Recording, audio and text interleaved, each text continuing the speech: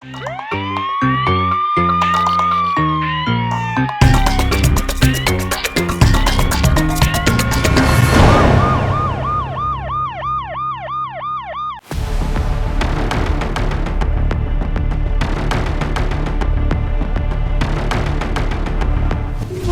नाल मेरी वालदा मारी है, तेरी फेर दिता मेरी वालदा दी बाजू भी तिन्ना जगह ते तोड़ी सी। बहू ने अपनी सास को कत्ल कर दिया। इधर चारपाई पड़ी थी और इधर वो उल्टी ऐसे पड़ी हुई है और इस जगह पे इतना गहरा जख्म है। मेरी वालदा इंदे वास्ते दुध रखती सी, अच्छा सलूक करती सी, पर मेरी वालदा नाल सलूक नहीं सी सही करती। मैं बड़ा समझानी। अस्सलाम वालेकुम नाज़रीन, प्रोग्राम जुर्म बेनकाब के साथ मैं हूं कैसर खान।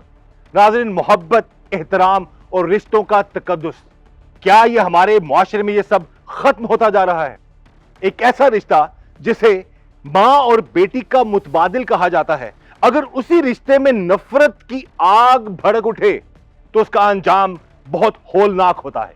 एक ऐसा ही वाकया पेश आया कसूर के इलाके मुस्तफाबाद में, जहां पर एक बहू ने अपनी सास के सर पर रॉड मारकर उसे मुबैना तौर पर कत्ल कर दिया। आज के प्रोग्राम जुर्म बेनकाब में हम इसी बहू का जुल्म और जुर्म बेनकाब करेंगे।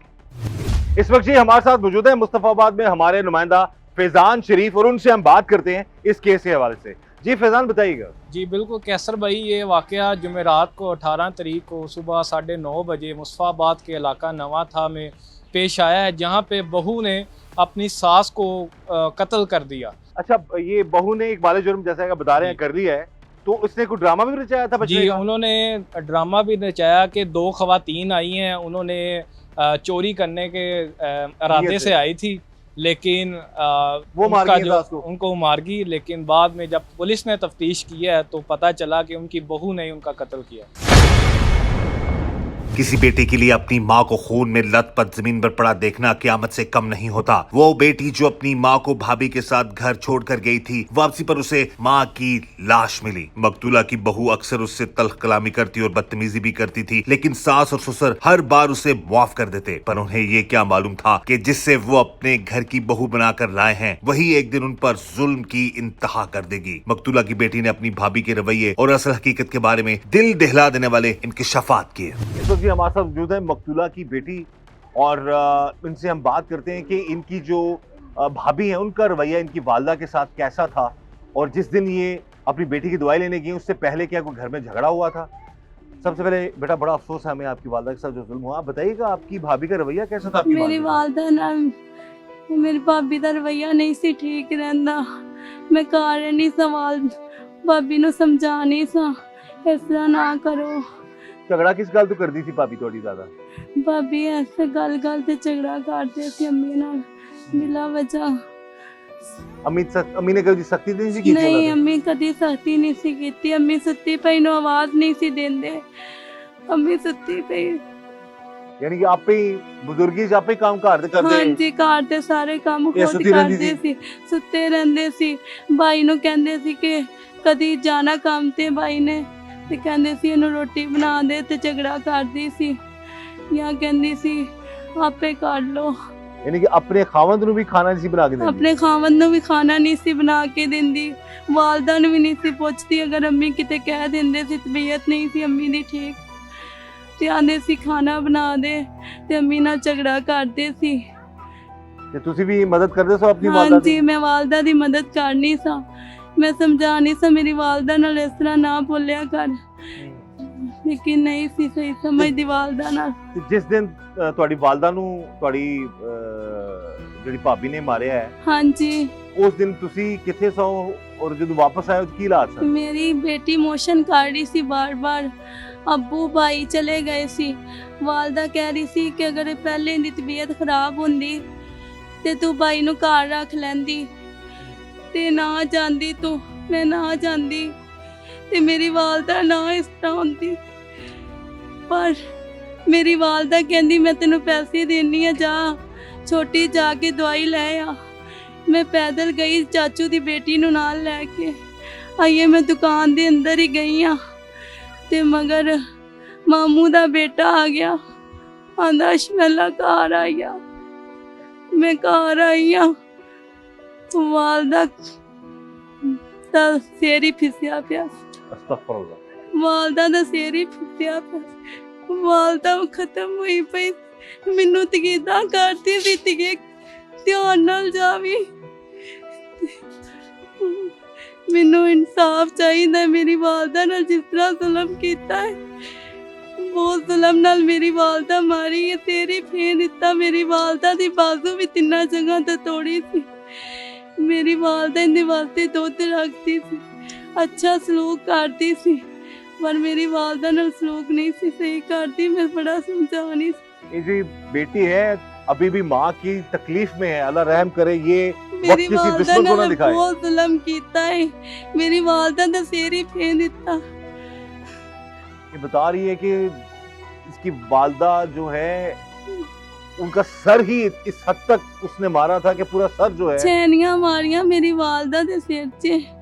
मेरी वालदा दा ब्लड तेज सी, वरना मैं वालदा नूं नाल लैके जाना सी। मैं कदी कल्ली नहीं सी गई घरों बाहर। उस दिन मेरी वालदा दा बीपी तेज सी, मेरी बच्ची दी हालात नहीं सी सही।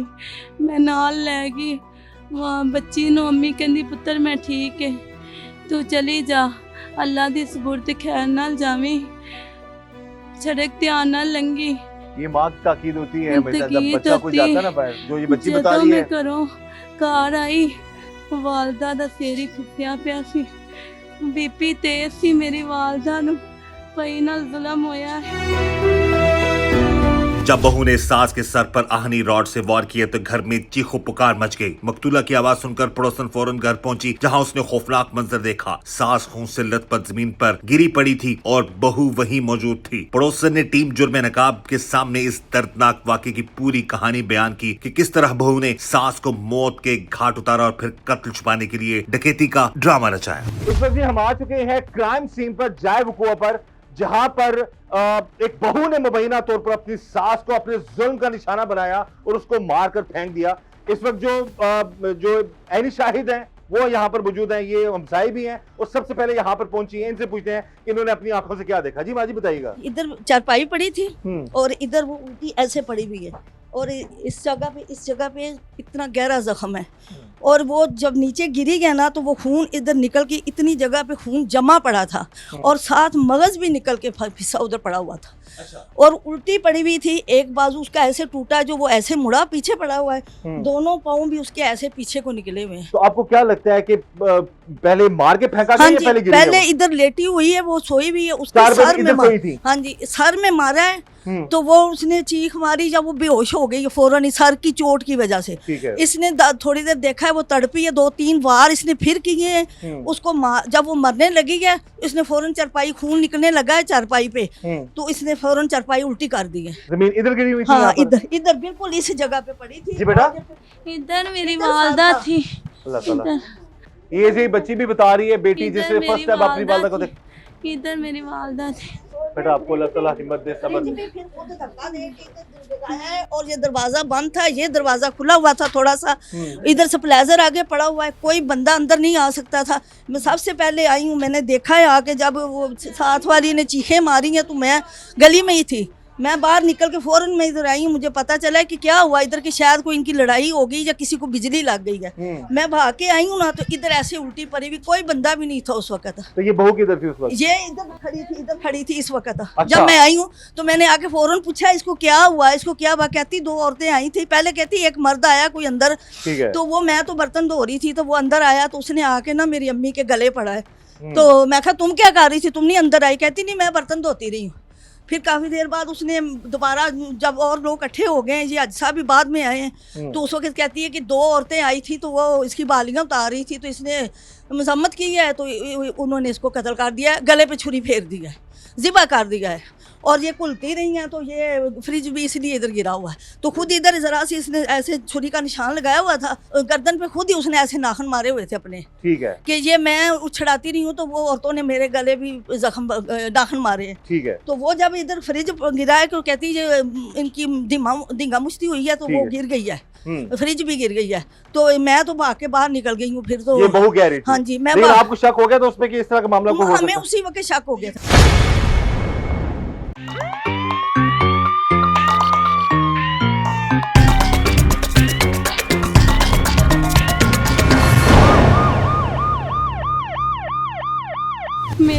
वालदा पानी तो भी प्यासी गई है। पता नहीं किस तरह तड़प के जान निकली होएगी मेरी वालदा दी। मैं जुल्म बर्दाश्त नहीं हो रहा। सास और बहू की इसमें लड़ाई हुई, उसके बाद हनी राड जो है वो उसके सर पे मारे हैं और इसकी वजह से इसकी डेथ हुई है। और वो जब नीचे गिरी गया ना तो वो खून इधर निकल के इतनी जगह पे खून जमा पड़ा था और साथ मगज भी निकल के फिसा उधर पड़ा हुआ था। पहले भी इस तरह लड़ती झगड़ती थी अपने साथ? होती रहती थी इनके घर में कभी कभी, मतलब कि इनकी जो आपस में मकतूला है उनके रवैये के बारे में बताएं। उनके बारे में पता चला बड़ी नरम मिजाज नरम थी। थी। इनका ससुर बहुत अच्छा था। मैं ये इस ससुर पे फख्र है, इसने अपनी दोनों बहुओं को बहुत कुछ रखा हुआ था। ये बहुत ख्याल करता था।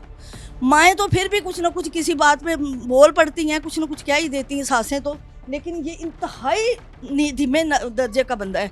इसका मिजाज बहुत तो अच्छा आप था। समझती हैं कि आपको ये लग रहा है क्योंकि आप पहली दफा आई हैं तो चार पे सोए हुए को मार के उसने मारा, फेंके फिर आपको ये नीचे लगा? फेंका। हाँ जी, तब उधर भी खून थोड़ा सा इतना सा था और जब नीचे वो खून निकल के ऐसे बह के थोड़ा सा तो वो जम गया है। ये जी है नहीं शाहिद है और सबसे पहले। सर के बाल भी सारे सूख गए हुए थे। उस वक्त तक खून तार नहीं था, सूखा हुआ था। जो ऊपर वाला कान था ना इस तरफ वाला, तो मैंने कहा इसके कान में तो बालियां थी, वो किधर है? तो कहती वो उतार के ले गई हैं। अच्छा। मैंने कहा तो नीचे वाली दूसरे कान की भी उतार ली? कहती हाँ उन्होंने दोनों उतार ली हैं। तो मैंने कहा कि ये नहीं हो सकता, अगर उतारी होती तो वो कान ऊपर होता, मतलब के। तो ये तो कहती है नहीं उन्होंने, मुझे तो पता ही नहीं, फिर मुझे नहीं पता एक ही उतारी कि दोनों उतारी हैं। सबसे पहले यहाँ पर पहुंची ये बता रही है कि जब इन्होंने बहू से पूछा कि भाई तुमने नहीं छुड़ाया, तुमने नहीं कहा, तो पहले उसने कहा जी मैं बर्तन धोती रही हूँ। उसके बाद फिर उसने कोई ऐसा ड्रामा रचाया, अपने आप खुद ही जख्मी करके खुद ही बताती रही। लेकिन ये एक जुल्म की दास्तान रख्म हुई इस छत तले और हर कोई, ये हमसाए हैं, पूरा मोहल्ला, पूरे इलाके के लोग, बेटी सब तड़प रहे हैं कि उस जालिम ने क्या जुल्म कर दिया अपनी सास के साथ। इस चारपाई पर यहाँ पर वो सोई हुई थी, यहाँ पर मुबैना तौर पर मार कर फेंक दिया और ये फ्रिज जो है वो भी साइड पे फेंक दी ताकि ड्रामा लगे कोई आया है और यहाँ पर कोई लड़ाई झगड़ा हुआ है। बहरहाल ये सारा बकुआ हमने आपको दिखा दिया। हम यही चाहते हैं कि इस जालिम बहू को कानून के मुताबिक कड़ी से कड़ी सजा मिलनी चाहिए। बेटा ना दसो कि जिस टाइम तुसी गए हो उस तो पहला कोई आपस में बहस नहीं हुई सी ਤੁਹਾਡੀ ਵਾਲਦਾ ਕਿਸੇ ਕਿਸਮ ਦੀ ਕੋਈ ਬਹਿਸ ਨਹੀਂ ਸੀ ਹੋਈ। ਉਸ ਟਾਈਮ ਕੀ ਕਰਦੀ ਸੀ ਤੁਹਾਡੀ ਭਾਬੀ ਕੀ ਕਰ ਰਹੀ ਸੀ? ਭਾਬੀ ਬਰਤਨ ਜੋੜ ਕੇ ਭਾਬੀ ਫਰਸ਼ ਧੋਣ ਲੱਗੇ ਸੀ ਬਾਹਰ। ਵਾਲਦਾ ਲੇਟੀ ਹੋਈ ਸੀ ਬਰਾਂਡੇ 'ਚ ਚਾਰਪਾਈ ਤੇ ਮੂੰਹ ਤੇ ਕੱਪੜਾ ਲਿਆ ਹੋਇਆ ਸੀ। ਬੀਪੀ ਉਹਨਾਂ ਦਾ ਤੇਜ਼ ਸੀ, ਉਹਨਾਂ ਨੇ ਕੋਈ ਚੀਜ਼ ਨਹੀਂ ਖਾਧੀ ਵਾਲਦਾ ਨੇ। ਮੇਰੀ ਵਾਲਦਾ ਪਾਣੀ ਤੋਂ ਵੀ ਪਿਆਸੀ ਗਈ ਹੈ।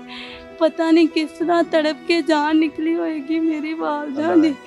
मैं जुल्म बर्दाश्त नहीं हो रहा जिस तरह मेरी वालदा गई।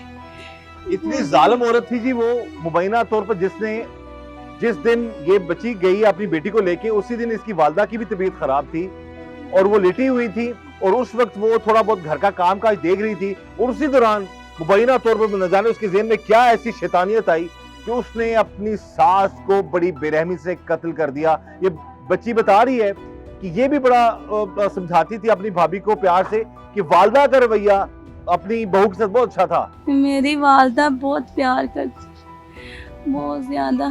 बेटा जी तुसी उनकी कहना चाहोगे तो पता? अच्छा ये दोस्तों तो पहला पता की लगा, पहले इतला की लगी, फिर पता किस तरह लगा भाभी कातिल है? किस तरह पता लगा? मेरी मां नाल सलूक नहीं सी सही करदी, मेरी वालदा नाल रवैया नहीं सी सही करदी। मेरी वालदा दी कातिल मेरी भाभी और कोई नहीं। मेरी वालदा नाल तो आज सलूक इस टाइम नहीं उस टाइम कौन सी कार में थी? उस टाइम भाभी घर ही सी? हाँ जी, की ड्रामा कर दी किसी हो? भाभी कह रही सी मैं बर्तन साफ कर रही सा, खुरे च बैठी बर्तन साफ कर रही सा। बाहरों दो औरतां आईयां ने, उन्होंने ने कत्ल किया है। लेकिन नहीं, मैं जदों घरों गई है ना, भाभी बर्तन जोड़ के ते फिर ना बरांडे विच फर्श धोन लगे सी। मेरी उस दिन बच्ची नहीं सी ठीक, वरना मैं करना सी। इंसाफ चाहिए। जिस तरह मेरी वालदा नूं कत्ल किया ना, इस तरह ही इन्हां नूं करना चाहिए। जिस तरह मेरी वालदा नाल जुल्म होया है, मेरी वालदा दा सिर ही फेर दिता है। ये जी बार बार ये बच्ची इल्तिजा कर रही है, अल्लाह ताला ये वक्त किसी दुश्मन को भी ना दिखाए कि अपनी माँ के लिए वो तड़प रही है। पूरा खानदान डिस्टर्ब हो चुका है, पूरा खानदान जो है वो बिखर गया है एक औरत के गुस्से की वजह से, जो कि इस खानदान की बहू थी, जिसने बड़ी बेरहमी से अपनी सास को मुबैना तौर पर इस हद इस तरीके से कत्ल किया कि उनका सर तक जो है वो देखने के काबिल नहीं था। बच्ची बता रही है कि सारे वो बाजू टूटे हुए थे, बाजू पर 3 जगहों से एक बाजू टूटा हुआ था, सर पे जख्मों के निशान थे। और हम यही चाहेंगे कि इस जालिम औरत को कानून के मुताबिक, जिसने अपनी सास को बड़ी बेरहमी से मुबैना तौर पर कत्ल किया है, निशान नहीं थे, ये भेजा ही बाहर निकाल दिया, सारी फेंक देता। ये बच्ची बता रही है, आंखों देखा हाल बता रही है कि पूरा सर जो है वो खुल चुका था और दिमाग तक नजर आ रहा था। अल्लाह रहम करे जी, अल्लाह ताला इस मामला से ऐसे मामला से अल्लाह ताला सबको महफूज रखे। और हम यही चाहेंगे कि इस जालिम बहू को, जिसने मुबैना तौर पर अपनी सास को बड़ी बेरहमी से कत्ल कर दिया, उसको कड़ी से कड़ी सजा मिलनी चाहिए ताकि आइंदा कोई भी किसी के साथ ऐसा जुल्म ना कर सके। सास के कत्ल के बाद बहू ने खुद को बचाने के लिए कई कहानियां बनाई, लेकिन हकीकत ज्यादा देर तक छुपी न रह सकी। अपनी ही बनाई हुई साजिश में फंसने वाली बहू आखिरकार कानून की गिरफ्त में आ ही गई। घर में अकेले होने का फायदा उठाकर उसने सास पर आहनी रॉड से वार किए और उसे कत्ल कर दिया। कत्ल छुपाने के लिए डकैती का ड्रामा रचाने वाली बहू ने दौरान तफ्तीश ऐसे इंकिशाफात किए कि सब दंग रह गए। इस वक्त जी टीम जुर्म नकाब मौजूद है एसपी इन्वेस्टिगेशन कसूर ज़ियाउल हक साहब के पास। उनसे हम बात करेंगे इस केस के हवाले से कि तफ्तीश में क्या चीजें सामने आई हैं। जी ज़ियाउल साहब बताइएगा, ये जो सारा केस है, इंसिडेंट, जब आपको इतला मिलती है तब क्या हालात थे, जब आप लोग देखते हैं उस सारे केस को तो क्या क्या चीजें सामने आती हैं? बिस्मिल्लाहिर्रहमानिर्रहीम। ये 18/6/2026 को 9:30 बजे एक 15 पे एक इतला मौसूल होती है कि ये एक औरत है, उसको कुछ लोगों ने ज़ख्मी किया है, सर पे वार किया है और उसके बाद वो फौत हो गई है। इस इत्तला में मेरा SHO मुस्तफ़ाबाद और DSP जो हैं सदर अफजल डोगर वो मौका पे पहुंचते हैं और मैं भी अपने ऑफिस से इधर से रवाना होता हूं। वहाँ पे क्राइम सीन तलब करते हैं, PFA टीम लाहौर से उसको तलब करते हैं, जाके हालात देखते हैं। एक औरत की डेड बॉडी जो है वो कमरे के अंदर नीचे ज़मीन पे वो मौजूद होती है, सर पे उसके तशद्दुद के निशान हैं। और उस वक्त जो उसकी औरत जो मरने वाली है रज़िया बीबी, उसकी जो बहू है इकरा बीबी, वो भी वहाँ पे मौजूद थी। ठीक है। हमने उससे फिर बातचीत की कि उसने वो क्या देखा है। जो कंप्लेनेंट है वो ये अलर्ज कर रहा है कि ये हमारे सामने इस इकरा बीबी ने इसके सर पे वार करके इसको मारा है, जबकि वो इकरा बीबी बयानी थी कि नहीं जी कुछ ख़वातीन आई हैं वारदात की नीयत से और उन्होंने इसको जो मजरूब किया है, मेरा इसमें कोई फॉल्ट नहीं है। ठीक है। इस पे फिर हमने उसको फौरी तौर पे उसको हिरासत में लिया। वहाँ पे मौका पे ही वहीं पे लेडी कांस्टेबल की मौजूदगी में हमने उससे इंटेरोगेशन की, जिसने बताया कि इसने अपना जुर्म जो है वो एक्सेप्ट किया। उसने बताया कि जी मैंने इसको, हमारी आपस में सास और बहू की इसमें लड़ाई हुई और इस पर हमारी स्कफल हुई। उसके बाद मैंने वो आहनी राड जो है वो उसके सर पे मारे हैं और इसकी वजह से इसकी डेथ हुई है। मज़ीद जो उसने एक ड्रामा रचाया था कि जी उसकी बालियाँ ख़वातीन आई थी, वो बालियाँ उतार के वो ले गई हैं। फिर हमने उस बालियों के मुतल्लिक़ भी जो है वो हमने वो सारी इस पर पूछताछ की और वो बालियाँ भी अल्हम्दुलिल्लाह हमने जो है वो उसी बहू से बरामद हम, यानी कि बाकायदा इसने एक प्लान किया, उस प्लान के तहत बहू ने सास को बेदर्दी से कत्ल किया। कत्ल के बाद ड्रामा रचा दिया जी कि कोई और आया। अपने जख्मों के हवाले से भी कुछ हमें पता लगा, अपने आप को भी जख्म जी। जब हमने उसका वो लेडी कांस्टेबल की मौजूदगी में हमने उसके जिस्म का मुलाजा किया तो उसके बाजू पे एक थिन सी वो लाइन थी जो कि बयानी थी कि जो ख़वातीन बाहर से आई थी उन्होंने ये छुरी का वार किया।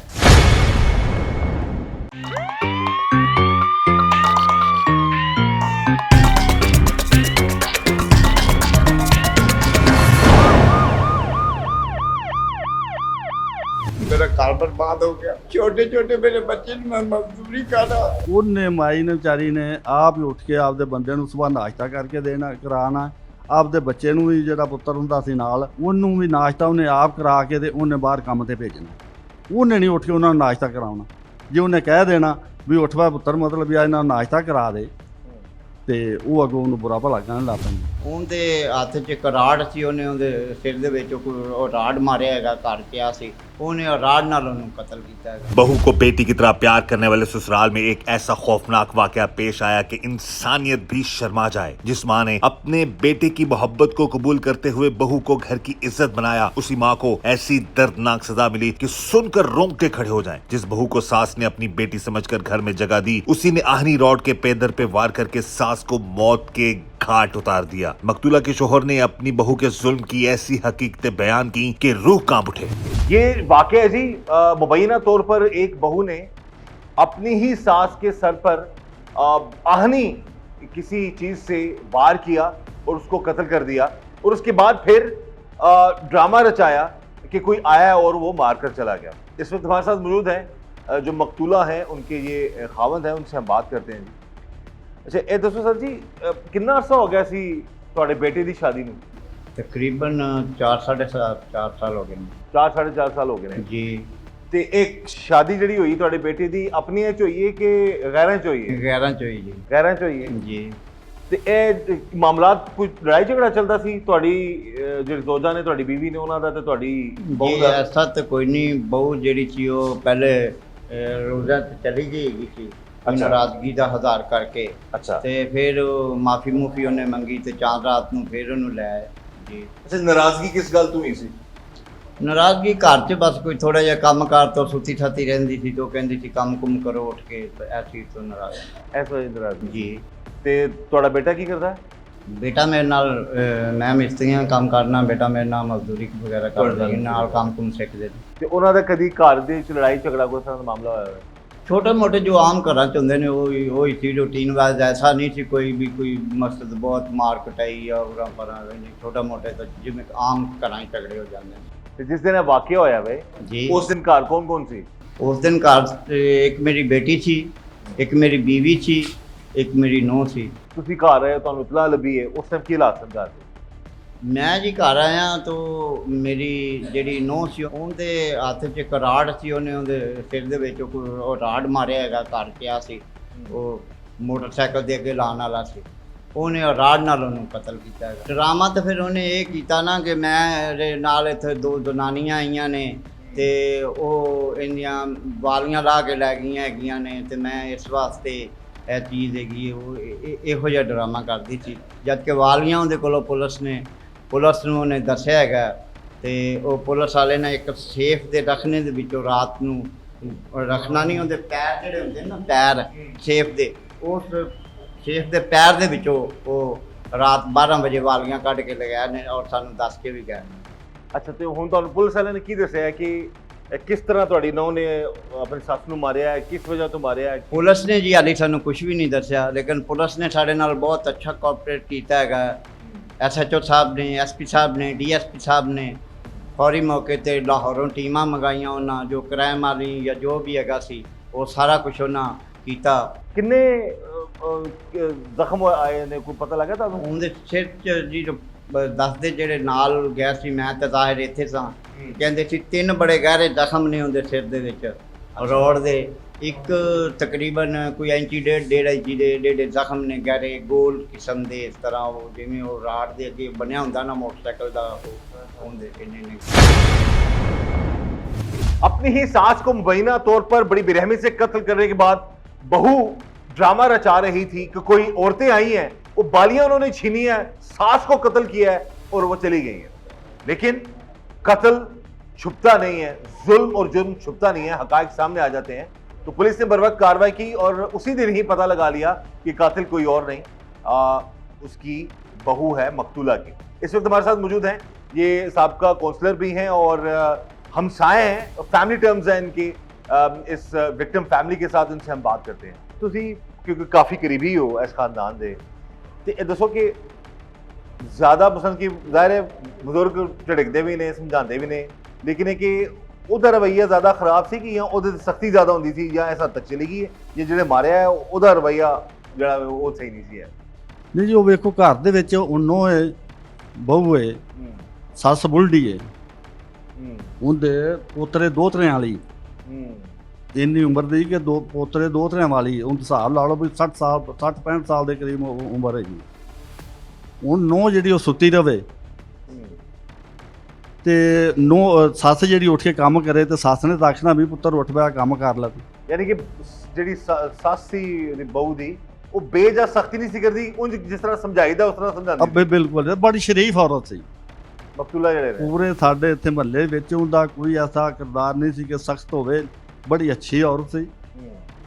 ਨਹੀਂ ਮੈਂ ਮਜ਼ਾਜ ਦੀ ਸੀ, ਨਰਮ ਮਿਜ਼ਾਜ ਨਰਮ ਮਜ਼ਾਜ ਸੀ, ਧੀਮੇ ਲਹਿਜੇ ਅੱਜ ਗੱਲਬਾਤ ਕਰਦੇ ਨੇ। ਲੇਕਿਨ ਉਹ ਵੇਖੋ ਆਖਣਾ ਤਾਂ ਪੈਂਦਾ ਪਿਆਰ ਨਾਲ ਅਗਰ ਕਹਿੰਦੇ ਵੀ ਤਾਂ ਵੀ ਉਹਨੂੰ ਬੁਰਾ ਲੱਗਦਾ ਸੀ। ਉਹ ਬੁਰਾ ਮਨਾ ਲਈ ਕਿ ਮੈਨੂੰ ਸੁੱਤੀ ਨੂੰ ਕਿਉਂ ਉਠਾਇਆ।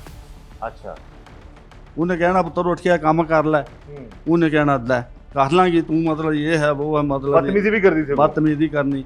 ਉਹਨੇ ਮਾਈ ਨੇ ਵਿਚਾਰੀ ਨੇ ਆਪ ਹੀ ਉੱਠ ਕੇ ਆਪਦੇ ਬੰਦੇ ਨੂੰ ਸੁਬਾਹ ਨਾਸ਼ਤਾ ਕਰਕੇ ਦੇਣਾ ਕਰਾਉਣਾ, ਆਪਦੇ ਬੱਚੇ ਨੂੰ ਵੀ ਜਿਹੜਾ ਪੁੱਤਰ ਹੁੰਦਾ ਸੀ ਨਾਲ, ਇੱਕ ਬੇਟਾ ਹੁੰਦਾ ਇੱਥੇ ਸਾਈਡ ਤੇ ਰਹਿੰਦਾ ਸੀ ਤੇ ਇੱਕ ਬੇਟਾ ਨਾਲ ਸੀ ਜਿੰਦੀ ਬੀਵੀ ਸੀ, ਉਹਨੂੰ ਵੀ ਨਾਸ਼ਤਾ ਉਹਨੇ ਆਪ ਕਰਾ ਕੇ ਤੇ ਉਹਨੇ ਬਾਹਰ ਕੰਮ ਤੇ ਭੇਜਣਾ।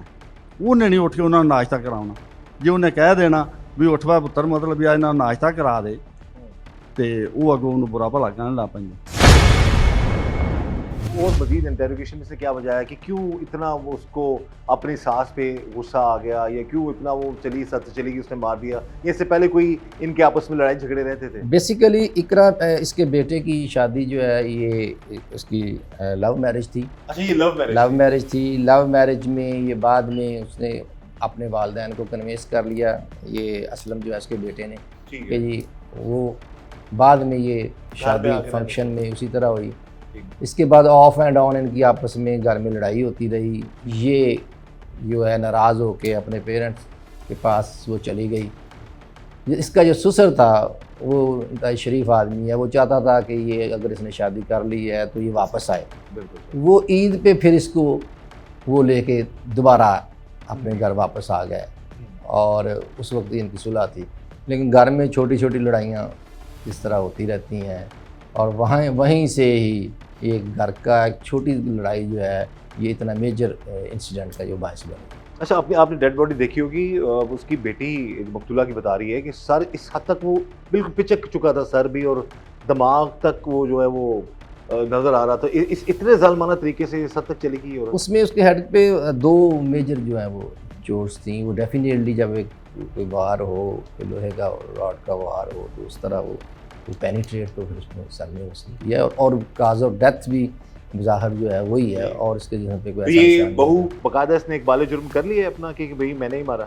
जी बिल्कुल कर लिया है, सारी एविडेंसेस इसके खिलाफ हैं, और डेफिनेट पुलिस के सामने एक बाले जुर्म की वो हैसियत नहीं होती। लेकिन हमने वो तमाम जो हैं वो एविडेंसेस जो हैं वो कलेक्ट कर रही हैं, जिससे ये सारी चीज़ें इसके अगेंस्ट जो है वो प्रूव होती हैं। इन्वेस्टिगेशन में भी पुलिस की अब तक यही लग रहा है कि ये औरत ही अपनी सास की कातिल। जी 100% इसमें एविडेंस में यही चल रहा है। इतना स्ट्रांग है कि इस जालिम बहू को कानून के मुताबिक कड़ी से कड़ी सजा। जी बिल्कुल इंशाल्लाह, बिल्कुल ये बिल्कुल इसी तरह ही है। और हम इसको सारी जो एविडेंसेस हैं प्रॉपर फोरेंसिक में भी हमने इससे मदद ली है, सारी एविडेंस इंशाल्लाह कलेक्ट करके और बेहतरीन प्रोसिक्यूशन से हम इसको सजा दिलवाएंगे। बिल्कुल जी, जैसे कि एसपी इन्वेस्टिगेशन कसूर ज़ियाउल साहब ने बता दिया कि इस केस की तफ्तीश मेरिट पर हो रही है, और तमाम जो एविडेंस हैं वो स्ट्रॉन्ग हैं, और कानून के मुताबिक कार्रवाई होगी। और जो इस औरत ने जुल्म किया है अपनी सास पर, उसके हवाले से उसे कानून के मुताबिक कड़ी से कड़ी सजा जरूर मिलेगी।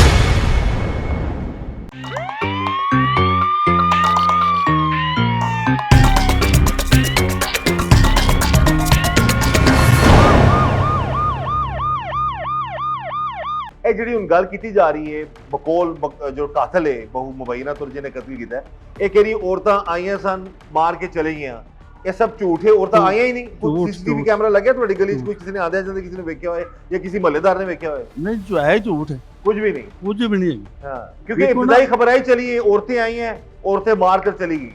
औरतें जो आती हाँ, तो उसका फर्ज था ना, ये रास्ते में हाँ, शोर मचाती, हाँ, ये हमसाए हैं इनको बताती, वो इतनी जल्दी तो नहीं भी वो आके वालियाँ उतार के लाएगी और मार के भी वो चली जाए। सब ड्रामा था ये सब कोई नहीं आया? कोई नहीं आया, सिर्फ वो इनके नाल बंदे ने 2 इन्हें मंगवाए ने, 2 ने या 3 ने जब बंदे और मंगवाए थे लेने मंगवाए ने। अच्छा, ਉਹਨੇ ਉਹ ਦਹਿਸ਼ਤ ਫੈਲਾਈ ਉਹਨਾਂ ਨੇ, ਉਹਨਾਂ ਕੋਲ 10 ਦਿਨ ਕਿ ਆਪਣਾ ਪਿਸਟਲ, ਉਹਨੇ ਬੰਦੇ ਨੇ ਉੱਥੇ ਮਾਰਿਆ ਵੀ ਹੈਗਾ। ਅੱਛਾ, ਇਹ ਬੰਦਾ ਜਿਹੜਾ ਉਹਦਾ ਖਾਮਦ ਹੈ ਨਾ, ਇਹ ਅੱਗੇ ਵਧਣ ਦੀ ਕੋਸ਼ਿਸ਼ ਨੇ ਕੀਤੀ ਹੈ। ਜਦੋਂ ਆ ਗਿਆ ਨਾ ਤੇ ਅੱਗੇ ਵਧਣ ਦੀ ਕੋਸ਼ਿਸ਼ ਕੀਤੀ ਹੈ, ਲੇਕਿਨ ਉਹਨੇ ਆਖਿਆ ਖਬਰਦਾਰ ਜੇ ਗਿਆ ਮੈਂ ਤੈਨੂੰ ਟਪਾ ਦੇਣਾ। ਉਹ ਇਹਨੇ ਬਾਹਰ ਆ ਕੇ ਰੌਲਾ ਪਾਇਆ, ਜਦੋਂ ਵਾਹਵਾ ਮਤਲਬ ਸ਼ੋਰ ਹੋ ਗਿਆ ਤੇ ਲੋਕ ਇਕੱਠੇ ਹੋ ਗਏ ਤੇ ਉਹ ਨਹੀਂ ਤੇ ਉਹਨੂੰ ਉਹ ਬੰਦੇ ਜਿਹੜੇ ਦੌੜ ਗਏ। ਅੱਛਾ, ਉਹ ਇਹਨੇ ਆਪਦੀ ਬੀਵੀ ਨੂੰ ਵੇਖਿਆ ਹੈਗਾ, ਮਤਲਬ ਉਹ ਰਾੜ ਜਿਹੜਾ ਉਹ ਇਹਨੂੰ ਮਾਰਿਆ ਤੋਂ ਵਿਚਾਰੀ ਫੌਤ ਹੋ ਗਈ। ਰਾਡ किने मारे है? ਇਹਦੀ ਬਹੂ ਨੇ। बहू ने राड मारे है। हाँ। तो फिर ड्रामा जब पता लग गया सी, फिर ड्रामा क्यों रचाती रही? पता तो लग गया सी कि बंदे बुलाए ने या ਬਸ ਉਹਦੀ ਇੱਕ ਪਲਾਨਿੰਗ ਹੁੰਦੀ ਹੈ ਨਾ ਕਿ ਮੈਂ ਇਸ ਤਰ੍ਹਾਂ ਕਰਾਂਗੀ ਤੇ ਇਸ ਤਰ੍ਹਾਂ ਕਰਾਂਗੀ, ਮੇਰੀ ਜਾਨ ਛੁੱਟ ਜਾਏਗੀ। ठीक है।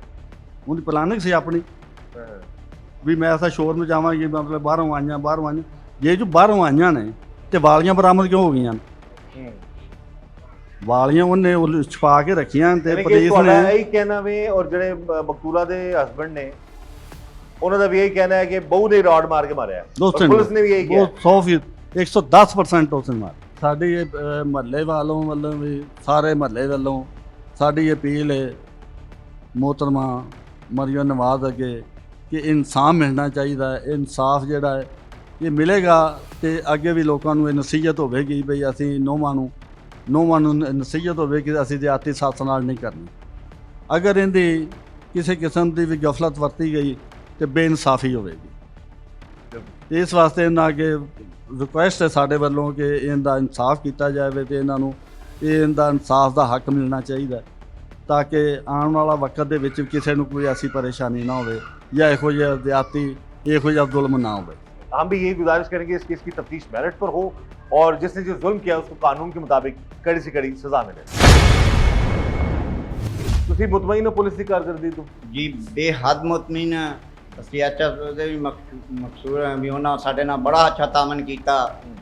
ਸਾਡੇ ਤਫਤੀਸ਼ੀ ਨੇ ਜਿਹੜੇ ਉਹ ਵੀ ਮਾਸ਼ਾਅੱਲਾ ਅੱਛਾ ਐਸਪੀ ਸਾਹਿਬ ਆਏ, ਡੀਐਸਪੀ ਸਾਹਿਬ ਆਏ ਲਾਹੌਰੋਂ, ਉਹਨਾਂ ਜਿੰਨੀਆਂ ਸੀ ਕੋ ਟੀਮਾਂ ਮੰਗਾਈਆਂ, ਜਿੰਨੀ ਇਨਵੈਸਟੀਗੇਸ਼ਨ ਕੀਤੀ, ਸ਼ਫਕਤ ਬਾਰੀ ਸਾਹਿਬ ਨੇ ਪੂਰਾ ਖਲੋ ਕੇ ਤੇ ਸਾਰਾ ਤੁਹਾਡੀ ਨਿਗਰਾਨੀ ਤੁਹਾਡੀ ਬਹੂ ਦੇ ਜਿਹੜੇ ਮੈਕੇ ਵਾਲੇ ਨੇ ਉਹਨਾਂ ਨੂੰ ਕੋਈ ਰਾਬਤਾ ਕੀਤਾ? ਕਿਸੇ ਨੇ ਕੋਈ ਮਾਫੀ ਤਲਾਫੀ ਦੀ ਕੋਸ਼ਿਸ਼ ਕਰ ਰਹੇ ਨੇ ਉਹ ਲੋਕ? ਨਹੀਂ, ਸਾਡੇ ਨਾਲੋਂ ਥੋੜੀ ਦੇਰ ਆਏ ਨੇ। ਜਦੋਂ ਉਹਨਾਂ ਦੇਖਿਆ ਬਾਹਰ ਲੋਕ ਗੱਲਾਂ ਕਰ ਰਹੇ ਸੀ ਵੀ ਸਾਰੇ ਇਹਦੇ ਬਹੂ ਦਾ ਹੀ ਕੰਮ ਹੈਗਾ, ਇਹ ਹੀ ਕਰ ਰਹੀ ਹੈਗੀ, ਇਹ ਡਰਾਮਾ ਕਰ ਰਹੀ ਹੈਗੀ, ਤਾਂ ਉਸੇ ਵਕਤ ਚਲੇ ਗਏ।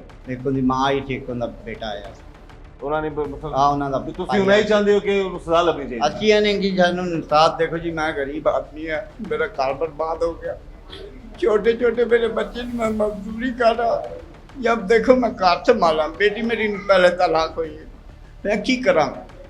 बारह रोजी कमावांगा या इन्हों संभालांगा? छोटा मोटा मैं अपना कारोबार उत्थे मैं करना, अपना मिस्त्रियों का काम करना, छोटा मोटा कोई ठेका टुका ले लेना।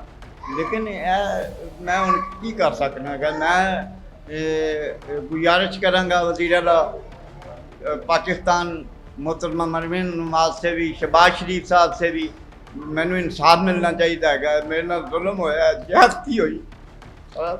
ये जी जाहिर है एक जिंदगी का साथ होता है और इनकी जोजा को इन्हीं की बहू ने बड़ी बेरहमी से कत्ल कर दिया। वजह कुछ भी हो, घरेलू नाचाकी हो, नाराजगी हो, लड़ाई झगड़ा हो, इस हद तक इंसान को नहीं जाना चाहिए जिस हद तक ये बहू चली गई। और उसने जिस तरीके से अपनी सास को मारा है, ऐसे कोई दुश्मन भी अपने दुश्मन को ना मारे। तो हम यही चाहते हैं कि इस केस की तफ्तीश ऑलरेडी पुलिस बड़े अच्छी तरीके से कर रही है, मेरिट पर हो। इनकी यही अपील है कि उनके पूरा घर, पूरा सिस्टम बर्बाद हो गया, प्लस सारी जिंदगी जिस हमसफर के साथ आपने गुजारी होती है उस पर इतना जुल्म, और जुल्म करने वाला भी कोई और नहीं, घर की बहू जिसने इतने जालमाना तरीके से मुबैना तौर पर अपनी सास के सर पर आहनी रॉड के वार किए कि वो दोबारा जांबर ना हो सकी। तो हम भी ये चाहेंगे कि इस केस की तफ्तीश मेरिट पर हो, इनको और मकतूला को इंसाफ मिले। और गुजारिश है हमारी अपने इस प्रोग्राम के जरिए से, खुदारा अपने घरेलू मामलात को, सास बहू नंद भावज और घर में कोई और फैमिली मेंबर है, तो अपने जाती लड़ाइयों को, छोटे छोटे घर के मसाइल को इस हद तक मत ले जाएं कि कोई खुदा न खासा किसी की जान ले ले। और इस बहू ने जो जुल्म किया है उसका यकीनन कानून के मुताबिक उसे उसकी सजा जरूर मिलनी चाहिए। इस दुआ के साथ कि अल्लाह ताला हम सब पर रहम करम और फजल फरमाए। अल्लाह हमें हर तरह और हर किसी के शर से बचाए। मुझे इजाज़त दीजिएगा। अल्लाह हाफिज।